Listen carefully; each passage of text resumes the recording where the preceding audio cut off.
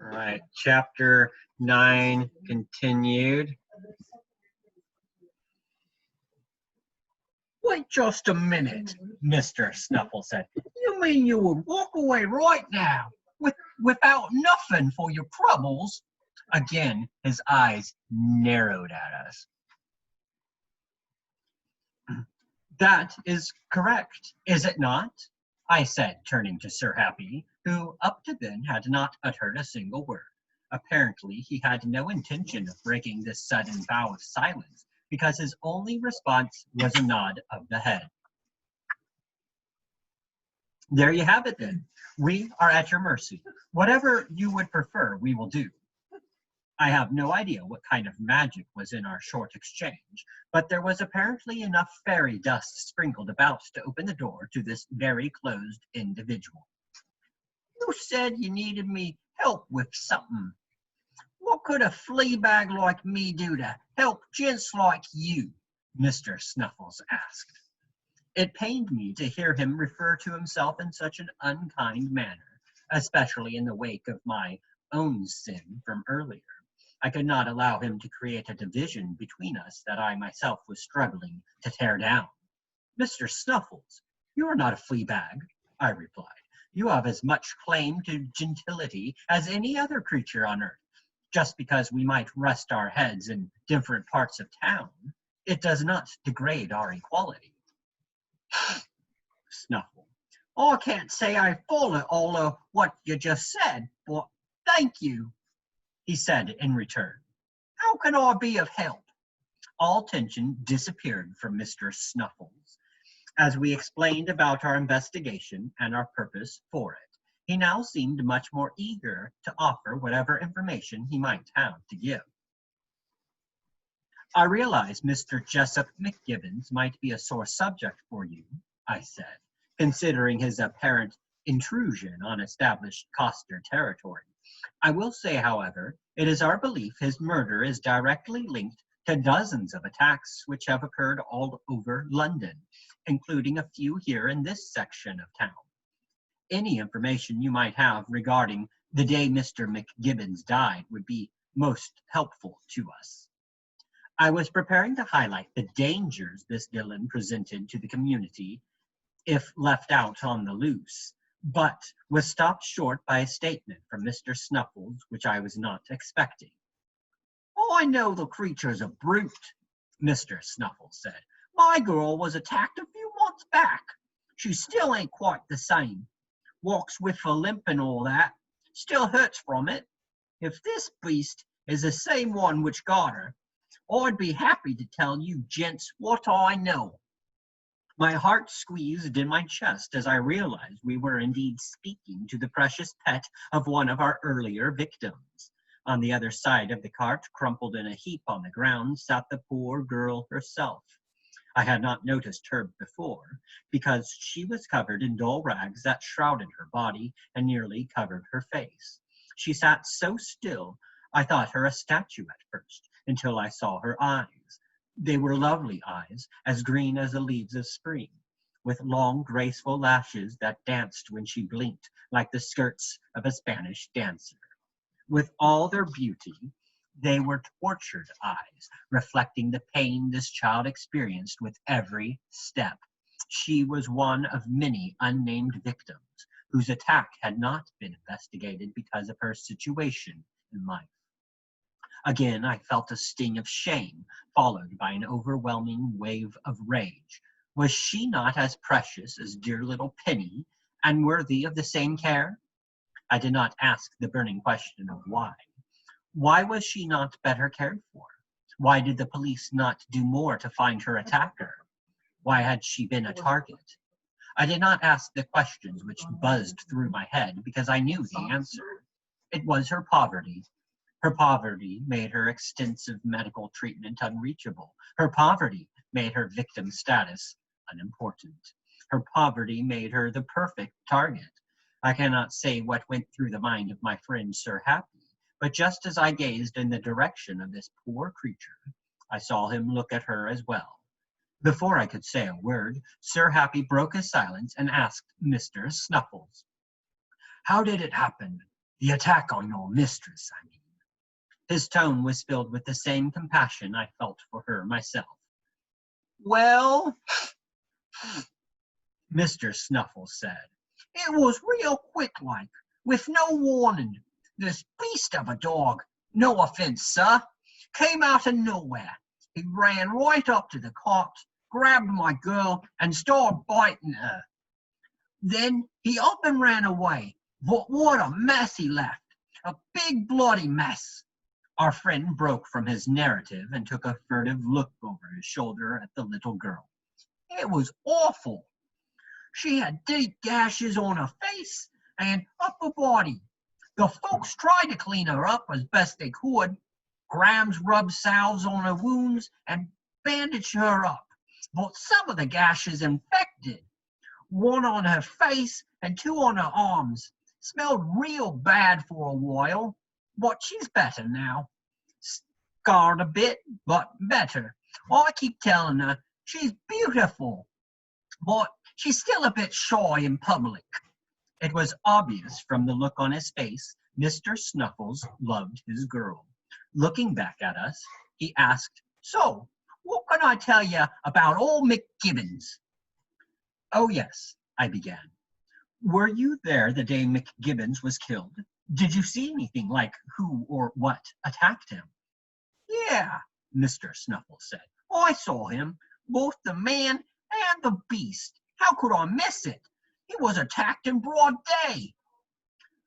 Wait a moment, Sir Happy interrupted, looking a bit surprised and distressed by what Mr. Snuffles had just said. We've been under the impression McGibbons was attacked more in the evening and not during daytime hours. Oh, no, Gov, Mr. Snuffles replied. It was 3:30, maybe 3:45. I should know. These darn bells stopped going at the top of every hour. Everyone was buying and selling just like you would think at the time of day. Early morning, old Dittner, the fishman, had already been in a tussle with McGibbons over him taking business away from Dittner. McGibbons, who ain't even a coster, was selling fish and stuff right on the same corner as Dittner. Well, old Dittner up and turned McGibbons' cart over. Didn't bother McGibbons none. He just picked up his meat and kept on selling. Most folks know Dittner, so he was hurting none for business. You should have seen his face, though, when this fancy gent come up to McGibbons like he was going to buy his fish. I didn't hear nothing that was said, but the gent got really mad. Afore you knew it, the fish was all over the ground again. The gent dumped the cart of fish on the ground pretty as you please, just like Dittner had done. Well, McGibbons just smiled at the man and started picking up his stuff again. Of course, the gent stomped off. What time was this? Sir Happy interjected. About 12:30 or so, Mr. Snuffles replied. Seemed quiet the next few hours, except for Dittner glaring at McGibbons over his fish. Then, about the time I mentioned, I heard the sound, a god-awful noise, coming from the other side of the market court. Everyone was looking around, asking what it was. A few minutes later, what looked like the same damnable beast what got my girl comes tearing through the crowds. It sprung over McGibbons' cart like it weren't even there and grabbed him by the throat. Poor bloke turned all blue in the face. You could see him trying to scream, but nothing would come out. The beast was all over him then. I can't be sure, but I think he was dead by the time the thing let go of his throat. Then it bounded off in the same direction it came. It all happened so fast. Everyone was standing around like great statues. Of course, my girl was screaming, afraid the beast was coming back to finish her off. I ran to her, figuring I could scratch his eyes out or something if he tried to touch her. Didn't know what else to do. When did the authorities arrive? Sir Happy asked. Heck if I know, Mr. Snuffles replied. We was packing our goods up real fast like and heading home just to be safe. It took us about 10 minutes to close shop, but no bobbies were there when we left. It was odd, really. Several people cried out the alarm, but no one came. Most days, it only takes them a few minutes. There's so many of them around here. That is strange. Wouldn't you agree, Mr. Marmee? Sir Happy said. Yes, I replied. Very odd indeed. Try as I might to find a plausible reason for the local bobbies not responding to an alarm, I could think of nothing to explain their absence for such an extended period of time. Such a length of time was extraordinary when one considers that on an average market day, there might be up to a dozen or so officers posted in the surrounding area, well within earshot of such a commotion. If one were to include the fact that several people cried the alarm and still there was no response, it becomes a mystery all to itself. I again looked to our new friend to offer further details.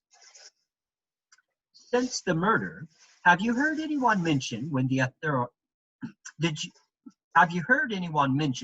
authorities did arrive on the scene? I asked. I was relieved when he replied, Of course. This was the biggest thing to happen here since old Mavis was caught selling stolen vegetables out of her fruit cart. Turns out, nobody showed up until close to 4, and only because someone went and got them. They said they was busy with something else. I hear tell it had something to do with a raid on a dog fighting ring, but I can't say for sure. By any chance, was Mr. McGibbons survived by any family? I asked. My question brought a reproachful look from Sir Happy, but I did not care if he thought it inappropriate. I had to know if we might stumble upon my sweet Annie's ex-governess. Yeah, Mr. Snuffles replied. He had some wife who was a nanny or something like that. They wasn't speaking, though. Don't know why. I heard it was said she moved out a while back, but neither could afford a divorce, so they was still married, at least in name. She was a mean cuss. Treated me like I was garbage, called me a dirty little beast, like she was anything special. They didn't have no kids, as far as I know. Don't know about anything else, like brothers or sisters. Anything else you gents want to know? One other thing, Mr. Snuffles, Sir Happy said. Had you ever seen the gentleman before? The one who spoke with McGibbons and then became so angry? Mr. Snuffles looked quite thoughtful for a moment. Can't say as I had. Truth is, most gentlefolk don't come to market themselves. They send the servants. And if they do come here for some reason, it sure ain't to buy no fish. What do you mean? I asked. It's like this, Mr. Snuffles said. If a gent comes here, aside from you good folks, it's because he's looking for something he can't find in proper society, like gambling and the like. He comes here because he can usually find what he's craving. Say a bloke wants to see a dog fight, or maybe he wants to make a bet on boxing. He ain't going to go to Chelsea to do it. He comes here where the people don't mind breaking the law to earn some coin. Both Sir Happy and I looked around the market square. The neighborhood seemed peaceful enough. Our furry friend laughed at our efforts. Don't think you'll find a sign for it nowhere. It ain't like that. Most bosses are a bit more discreet, if you know what I mean. Don't make sense to advertise what might get you jailed. Here's what happens. Say a gent's got a taste for dog fighting. Most pits are known about by word of mouth. You have to know someone who knows someone. If you don't really know nobody, you come here and you wait. If you look the right part, meaning you ain't no plainclothes snitch of an investigator or something like that, wearing haypenny socks with high-shine shoes, a bloke will come up and ask something like, "You like blood sport?" You know, anything that'll let the gent know what service the asker represents. If the gent says yes, he might get something like dogs or men, indicating which kind of fight he wants to see. It goes back and forth till finally the bloke will give him a location with a password and the gent is on his way. Now, that's the down and dirty kind of deal. It don't work like that on the inside track when you know people. Was McGibbons a pit boss? I asked, hoping to link him in some other way to the angry gentleman. Mr. Snuffles laughed and said, "McGibbons was a pit, but he weren't no boss of it." It took a moment for our friend to compose his amusement before he could continue.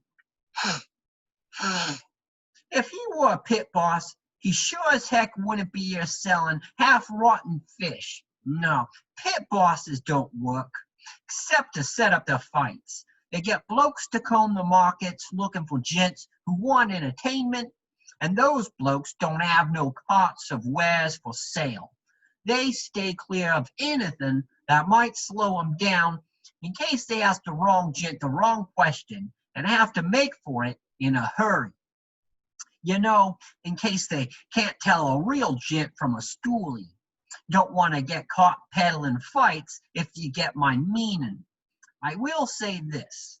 If McGibbons were involved in the pits, I know someone you could talk to about it, if you're interested." Both Sir Happy and I perked up at the news. This would be a valuable lead indeed, and we were in need of a direction. "Absolutely, we are interested. Please, Mr. Snuffles, who is your friend?" I asked. "Well, she ain't exactly a friend," Mr. Snuffles said with a wry smile. "We don't have tea together or nothing. I just know her from the wholesale markets near Cheapside. Her name is Jasmine, like the flower. Her boy must love her something fierce, 'cause she don't look like no flower I've ever seen." I felt somewhat confused. How in the world could this Miss Jasmine help us? What could she possibly know about underground dogfights? "She used to be a pit dog herself," Mr. Snuffles said. "Trust me, you need to talk to Jasmine." He gave us the information we needed to find her, and since neither Sir Happy nor I had any more questions for our friend, we said our goodbyes. I gave Mr. Snuffles the rest of my kipper snacks, since our next stop would be our home, and felt very gratified in watching him gobble them down without hesitation. We had made ourselves a friend, one whose loyalty and commitment to us would be demonstrated over and over again, but those are other adventures best saved for another time. Chapter 10. I was eternally grateful when the end of the day was at hand. I was terribly afraid as we wended our way home. Sir Happy would suggest we try and hunt down Miss Jasmine that very hour, while our discussion with Mr. Snuffles was still fresh in our minds. I was very relieved to discover he had no such intentions. I used the last bit of strength I had left to climb the few stairs which led from the street to our own comfy parlor. I do not think my paws could have taken another step, even if it were necessary to save my life. Although I was much recovered from my poor health of before, I still had not regained the kind of strength which allowed for all-day excursions. Supper was waiting for us when we walked through the door. Amelia playfully placed her hands on her hips as if to scold us, and asked, "Where have you two been all day? No, don't answer. I'm sure it was something extremely important to keep you away so long. I just wish, Mr. Mommy, you could take it easy on yourself and not try to keep up with Sir Happy.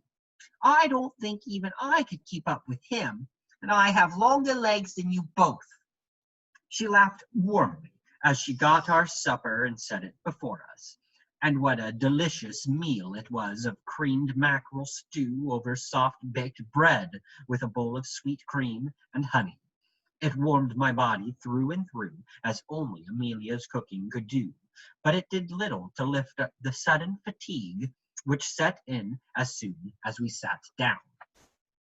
I was willing to wait until the next morning to discuss fully the things we had learned from our second venture to Lexington courts. All I wanted to do was curl up in my comfy bed and sleep until late the next morning. Unfortunately, Sir Happy had no such inclination toward rest, and immediately launched into his perspective of the day. Although I longed to ignore him and go to bed without a discussion, there were a few points from our conversation with Mr. Snuffles which intrigued me immensely, points which were best shared in conversation before sleep had had a chance to dull the memory.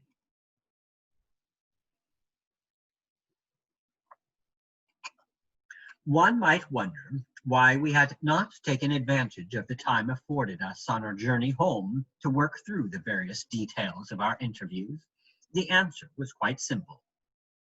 We have made it a practice ever since our first case and throughout the hundreds of cases we have worked on together over our considerably long friendship, never to discuss the particulars of our investigations outside the relative privacy of our home, unless it became absolutely necessary. Such discretion protected not only the integrity of our investigations, but also the anonymity of our many clients. After all, we were not the only creatures with their eyes and ears open. This has been a most gratifying day, wouldn't you say, Mommy? Sir Happy asked with more than his usual cheerfulness. We have so many new leads to investigate, thanks to your opening dialogue with our new friend, Mr. Snuffles. Nicely done, by the way. I'm beginning to see your logic in always having a bit of kipper snack with you, no matter where you go. I admit my error in accusing you of carrying them only to stave off your own hunger. I see now your uses extend beyond your own grumbly tummy. The kipper was a perfect offering to open the door to trust. I could not have done better myself. As a matter of fact, I never would have thought to offer them, even though poor Mr. Snuffles looked like he could use a bushel full of kipper snacks. You know, old boy, you have a wonderful heart. Thank you, Sir Happy.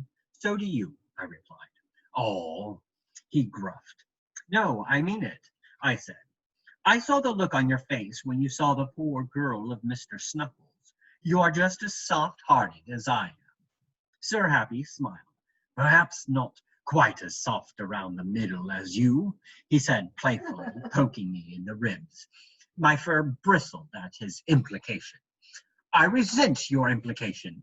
I may have gained a little thanks to Amelia's cooking, but I would not say I am soft around the middle. I am a healthy weight for my size. You certainly are, Mr. Tittles, he said, offering me the most devilish grin. Apparently, the long day had done little to diminish his mischievous nature, but as I was terribly fatigued, I was in no mood to participate in his amusements. You have a dizzying wit indeed, I countered. But if you have nothing more constructive to discuss, aside from the girth of my waistline, I am going to bed. It was a bluff on my part, because I found a sudden need to talk about the day's discoveries. I believe Sir Happy instinctively knew this, because he abandoned his teasing and went back to his original train of thought. Let us see, Sir Happy said. What pertinent information have we gathered as a result of our efforts? We know Mr. McGibbons was a street peddler who was unwelcome in the neighborhood. He had a fight with a man named Dittner, whom I suspect is the same Dittner from when you first arrived. Do you remember, Mommy? I thought back to the day I first walked into the parlor of Hanover Place. Yes, I remember a Mr. Dittner was accusing a tiny dog of biting him on the leg. It happened near the docks or something. Actually, Sir Happy corrected, he was accused of smelling like the docks by the woman who owned the little dog, but that is beside the point. Mr. Snuffles said the Dittner he knew sold fish, so it would make sense to assume our fish-scented Dittner and the Lexington Court Dittner are one and the same. It also means Dittner was probably an early victim of our killer, back when the killer was randomly attacking people on the streets. We also know McGibbons had a fight with the gentleman, but we don't know what the fight was about. We have a possible connection to dog fighting to explain the presence of the gentleman, but we have nothing so far to connect McGibbons to dog fighting. I would be willing to wager the gentleman I smelled during our first visit to Lexington Court was the gentleman who fought with McGibbons, and the gentleman who fought with McGibbons are also one and the same. We know the time frame of the killing is different from the official file by at least 2 hours. We also know McGibbons is survived by an estranged wife who sounds an awful lot like your own lovely Mrs. Eula McGibbons. Sir Happy smiled at me as he said it. Yes, considering her treatment of Mr. Snuffles and her apparent foul temperament, it is a safe assumption to make, I replied. Thankfully, her connection to the deceased can have little to do with our investigation. Please tell me she has little to do with our investigation. Sir Happy did not wait long to ease my fears. No, at this moment we have too many other more promising leads to follow. I cannot anticipate her being of much help to us, especially considering their separation and the fact no one had seen them together in many months. Let's see, am I missing anything? Don't forget the referral of Miss Jasmine, I added. Oh, yes, Sir Happy said with a wag. A very promising lead indeed. I am most anxious to make her acquaintance. I believe we will receive a good bit of valuable information from her. Information we desperately need. A few questions I have, Sir Happy, if you don't mind, I interjected. First of all, is it possible this Miss Jasmine is the same murderous fiend we're looking for? I mean, she does fit the description you laid out of the suspect we were searching for. We cannot take anything for granted, Mommy, Sir Happy said. She may be the killer, and she may not. We will not know the answer to that question until we meet her face to face. At best, we will bring this case to a close if she is the killer. At worst, if she turns out not to be the killer, we will gain a greater understanding of the dog-fighting world from someone who has lived it. What are your other questions? Well, I replied, I am bothered by something Mr. Snuffles said about the reason for the authorities not showing up.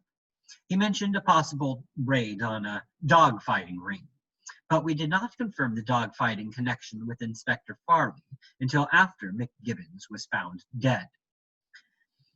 I believe we are strictly dealing with a coincidence in this case, Sir Happy offered. Occasionally, the authorities conduct raids to try and reduce the number of illegal fighting rings. It may just be that our killer was taking advantage of the lack of police presence. It does seem a bit too convenient, however. I think we should withhold our judgment until such time as we can verify the planning and timing of the raid. I wonder. There was a long pause of silence, for which I had little patience due to my growing fatigue. Please, Sir Happy, what do you wonder? I asked.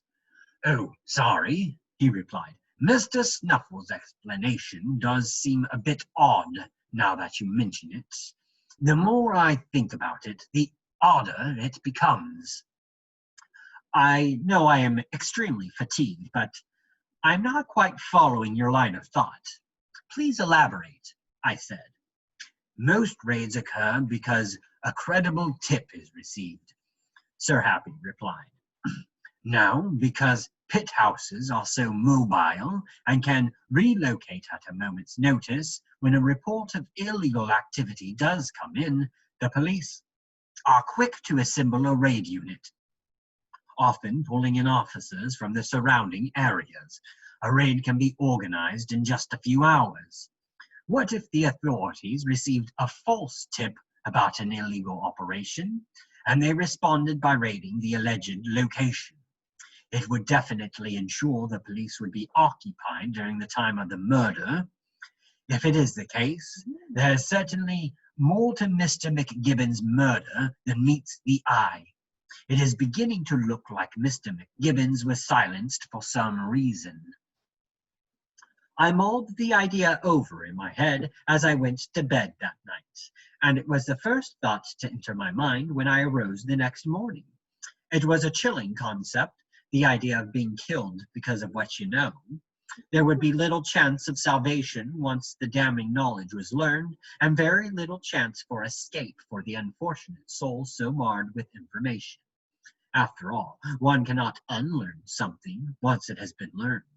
One might forget information or experiences for a time, passing them from present consciousness to the hidden realm of the mind which stores the bits and pieces of our lives which seem to vanish from our memories, only to emerge again when the right stimulation again draws them back from oblivion.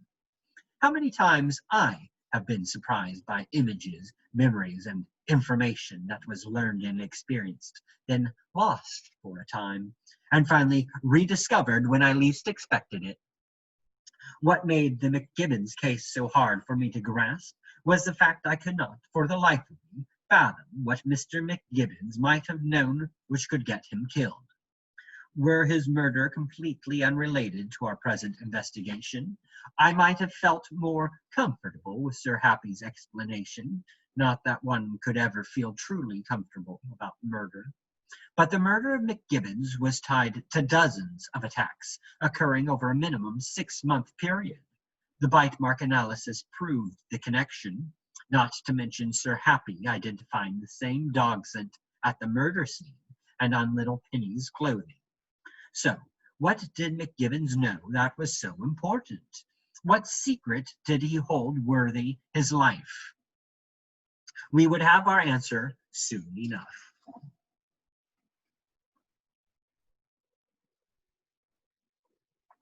It was decided on the previous night Sir Happy and I would waste no time in following up on the one solid lead we had, the ex-pit dog named Jasmine. As for the rumor of a possible police raid occurring at the same time as the murder, we planned to inquire about it the following day, once our interview with Miss Jasmine was concluded. Cheapside, where the dear lady lived, was several miles away from our home, which meant our interview with Miss Jasmine would take the better part of a day. What with the walk there and back again, I was not looking forward to the exertion, but I knew there was no way to avoid it if we were to gather the information we needed. I had serious doubts about the young lady's willingness to speak with us, but I hoped our mutual acquaintance with Mr. Snuffles would turn the tides in our favor. Even with the mutual connection, there was still a chance she might refrain from sharing what information she had. All we could do was express our earnest need for her confidence and hope she was willing to bestow it upon us. It was with these doubts in mind that I made my way down to breakfast. Much to my extreme delight, Sir Happy and I discovered Dr. Hanover had been summoned to an estate on the outskirts of town and would be traveling there that very morning by way of Cheapside. Apparently, a rather wealthy family was in need of his assistance with one or more of their animals and had requested the good doctor to come immediately. They offered him the full accommodations of their estate, saying a room had been prepared for him, indicating Stephen's business there would extend beyond the length of a day. Since few particulars were given in the letter, it was decided Charles was to stay at the house and manage the needs of the clinic. but if some extreme emergency were to present itself, he would send for the doctor right away. Although Cheapside was not in a direct path with the doctor's final destination, Stephen was most insistent upon going there before leaving the city. From what I could ascertain, there was a particular spaniel who was in great need of some medicine the doctor had prepared the previous evening. Stephen was determined to hand-deliver his concoction before answering his mysterious summons. "I wish I could give you more information, Charles," Stephen said, as we all sat around the table eating our breakfast. "Unfortunately, Lord Pierpont did not offer any details outside of his urgent need for an animal doctor. From what he wrote in his letter, the need sounded serious enough, but again, most of his statements were so vague, I honestly could not tell you what kind of animal would be receiving my attentions. I will let you know what the terrible emergency is when I get there. I cannot imagine it will take more than a week's time, but if it does, I shall send word immediately. I simply detest these sorts of enigmatic requests. I suppose it cannot be helped. Such is the case with us medical professionals, to forever find ourselves facing emergencies we are ill prepared for." Both Charles and Stephen had a good, hearty laugh. Medical humor could be hard to follow at times. I feel it necessary at this juncture to impart certain details of the arrangement between Stephen Hanover and Charles Hurst. As I have explained before, Charles was initially hired by Stephen to act as his assistant in the clinic, a job which Charles took to immediately. This, however, was simply the beginning of their working relationship and did not reflect changes to their original agreement. For Stephen, it was not enough to simply offer employment to the young man with whom he had become so instantly attached. He wanted to offer Charles the opportunity for an education in veterinary medicine, not just training in the running of a veterinary clinic. With this in mind, Stephen had begun sending Charles to school to study things like anatomy, biology, and chemistry, all of the sciences associated with the knowledge of animal medicine. Charles still worked in the clinic, but his time was now split between his duties at the clinic and his schoolwork. It was Stephen's eventual plan to make Charles his partner, a reflection of the deep trust and admiration he had for Charles. It is because of this trust, as well as Charles' natural ability, that Stephen was able to leave his home and his clinic in the care of a young man with whom he had no relation. With the travel arrangements made, Sir Happy and I quickly found ourselves as stowaways in Dr. Hanover's hackney. We hid ourselves in the rear of the carriage, clinging precariously to the small platform designed to accommodate a footman's feet. Sir Happy and I jumped off on the upper west side of the borough and watched as the good doctor continued on his way to his extended appointment. It was a comfort to me to have eliminated half of our walk requirement for the day. It appears as though our efforts for the day have been simplified by the timeliness of Dr. Hanover's country summons. I had my concerns about walking to Cheapside and back again within the same day, but now, after cutting our efforts in half, I feel quite certain the rest of our adventure today will be as easy as a cat nap. How I hate my hasty pronouncements, for our day turned out to be anything but. Oh.